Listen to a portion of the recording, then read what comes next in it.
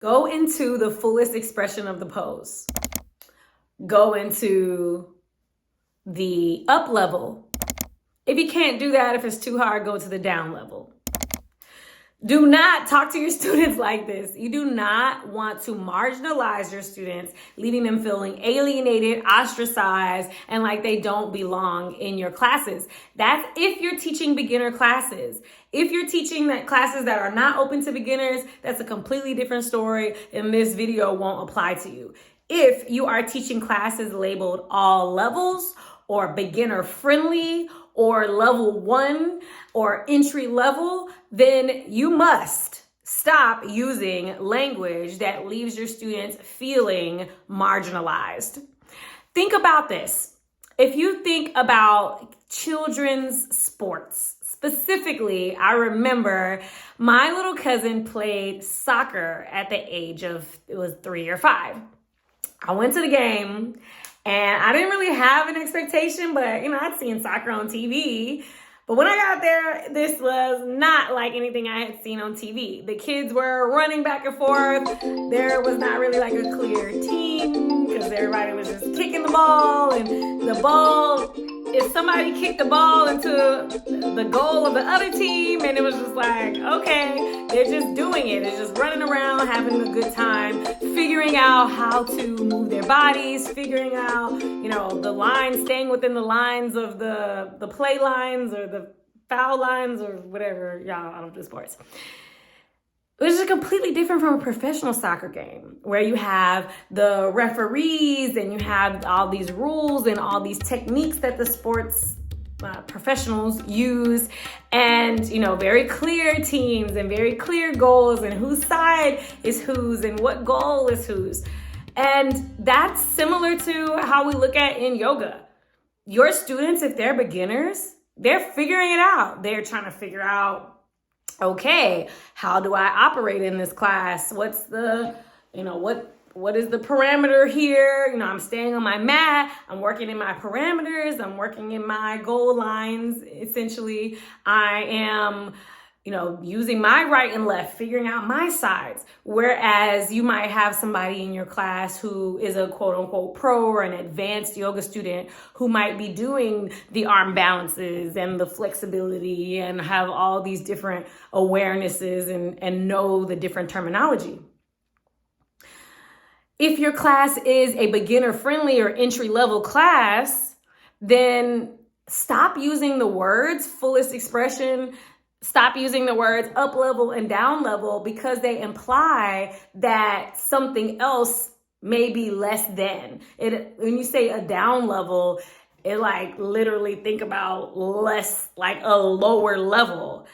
And when you think about up level, if a person's not able to achieve an up level, then does that make them not good enough?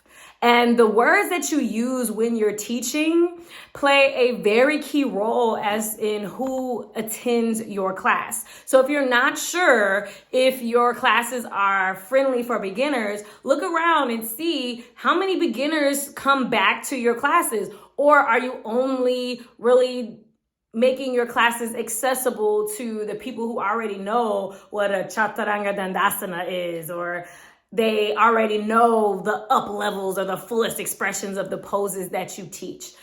Keep that in mind because yoga, if you're teaching an all levels class. Now, if you're teaching advanced classes that are not open to entry level, then you might disregard this video altogether. But think about, even in your own personal practice, has there been times where you didn't do the fullest expression of the pose and you had to, check your ego for a little bit? Like that, think about it. You have the emotional awareness as a yoga teacher, as a yoga practitioner. You have the familiarity to say, okay, well, I might not be able to do this today, but that's okay. Your students, if they're just getting into yoga, think about them as this little 3-year-old soccer player. They don't have that ability. They don't necessarily have that awareness. They might think, oh, this is the fullest expression of the pose. Oh, this is a down level, or oh, this is not good enough. Maybe yoga's not for me. And so just by choosing those words, that might prevent someone from continuing their practice or feeling like they belong, at least in your environment. So if you want to retain beginners or attract beginners into your audience, then change your words. You can use words that are very welcoming, like option. You have this modification, you have this variation. And modification, and when you offer it in a certain way, makes it more accessible. So like, for example, I will teach, let's say I'm teaching even a downward facing dog, because sometimes, down dog be like, depending on your wrist, depending on your shoulders. So I'll say those specific things to encourage students to be aware of their own personal sovereignty. Remember, we're not here to make students do certain things. You might be teaching a class based off of the splits, but it is not your job to make your student's body do the splits. You are here to create the environment in which your students may choose to explore the space where they might have access to the splits. So by you offering something that is a down level, then that implies that they're somehow not good enough.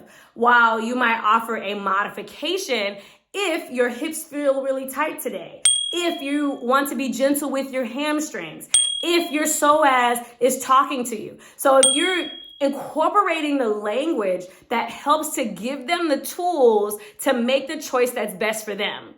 So like, for example, you might say, okay, if your shoulders allow today, you might experiment with lifting your leg.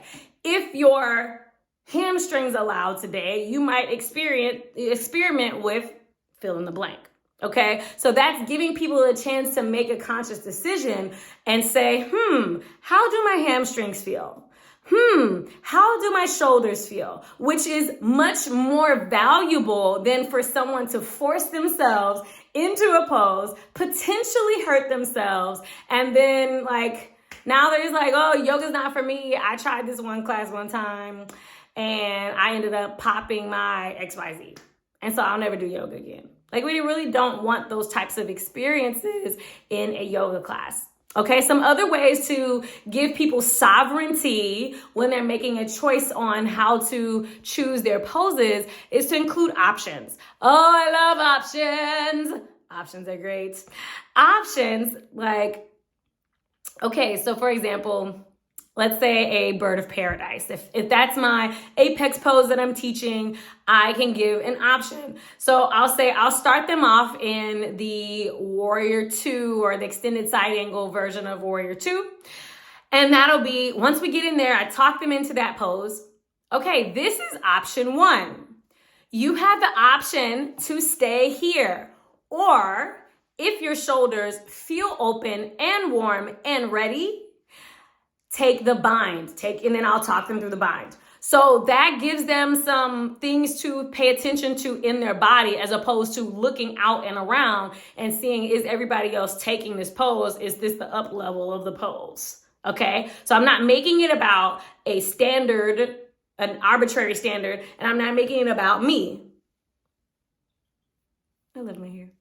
Okay, so random, see myself in the reflection there. All right, so option 1 is to stay in the extended side angle. Option 2 is to take the bind if your shoulders are feeling it today. And then option 3, if you feel like your core is active and you want to play, you might step your back foot to the top of your mat and fly.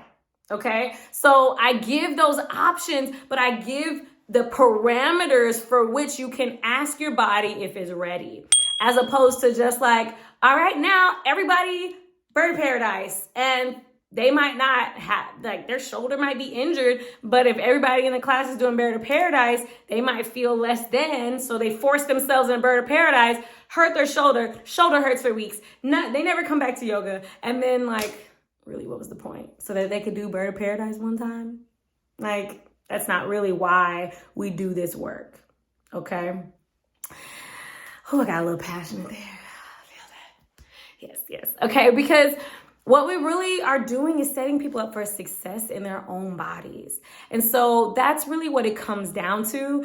And I invite you to explore some of the things that you've endured as a student that maybe your teachers unintentionally boxed you in to this marginalized space where you were given these cues that weren't really weren't honoring your own choice.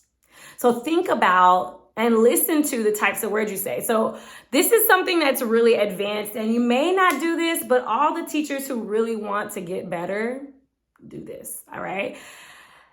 Record your class.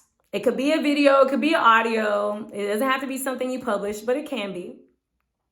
Practice to your class and listen to the words that you say when you teach.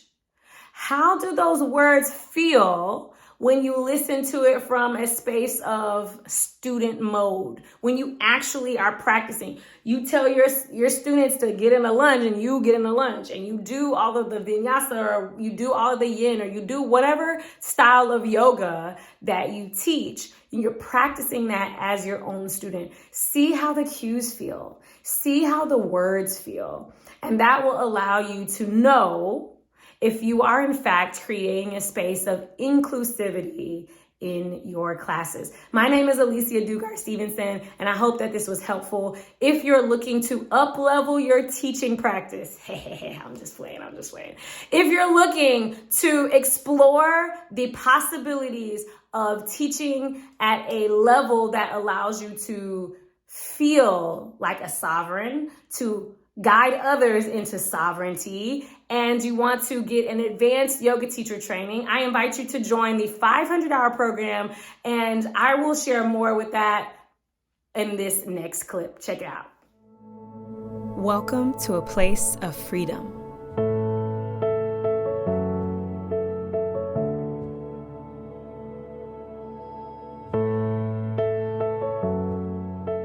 Experience your breath.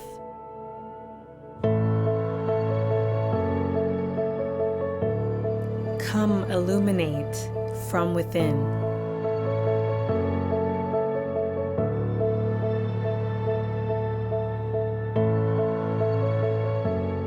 Your expansion and purpose align.